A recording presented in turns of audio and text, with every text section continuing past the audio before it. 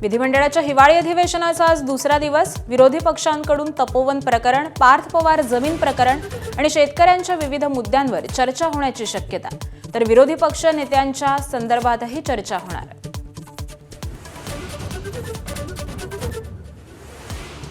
कष्टकऱ्यांचा आवाज हरपला. ज्येष्ठ समाजसेवक बाबा आढाव यांचं दीर्घ आजारामुळे निधन. वयाच्या 95व्या वर्षी घेतला अखेरचा श्वास. आज संध्याकाळी वैकुंठ स्मशानभूमीत त्यांच्यावर केले जाणार अंत्यसंस्कार.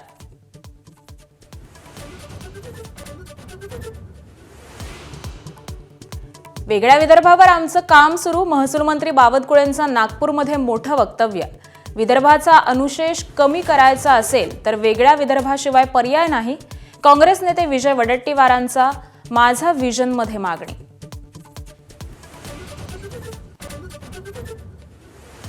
उद्धव ठाकरे आणि मवियाचं राज ठाकरेंवर प्रेम नाही, केवळ वापर करून घेतायत. माझा व्हिजनमध्ये मुख्यमंत्र्यांचं मोठं वक्तव्य.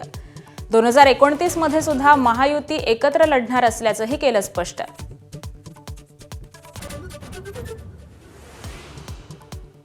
FIR मध्ये नाव नाही याचा अर्थ कुणी दोषी नाही असं नाही. मुंढव्यातल्या जमीन घोटाळा प्रकरणी फडणवीसांचं स्पष्टीकरण.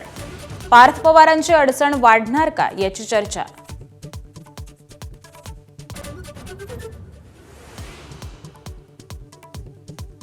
आदित्य ठाकरेंसाठी विरोधी पक्षनेते पदावर पाणी सोडण्यास तयार. माझा व्हिजनमध्ये भास्कर जाधवांचं मोठं विधान. जाधवांना डावलून आदित्य ठाकरेंच्या नावासाठी हालचाली सुरू असल्याचा सत्ताधाऱ्यांचा आरोप. एकनाथ शिंदेंचे 22 आमदार मुख्यमंत्र्यांच्या गळाला. आदित्य ठाकरेंचा सनसनाटी आरोप. उदय सामंतांचं नाव न घेता निशाणा.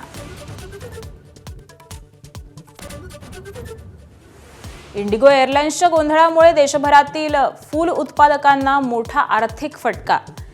गुलाब विविध विमानतळावर पडून राहिल्यानं गेल्या 5 दिवसात शेतकऱ्यांचे अंदाजे 10 कोटींचं नुकसान. एबीपी माझा, उघडा डोळे बघा नीट.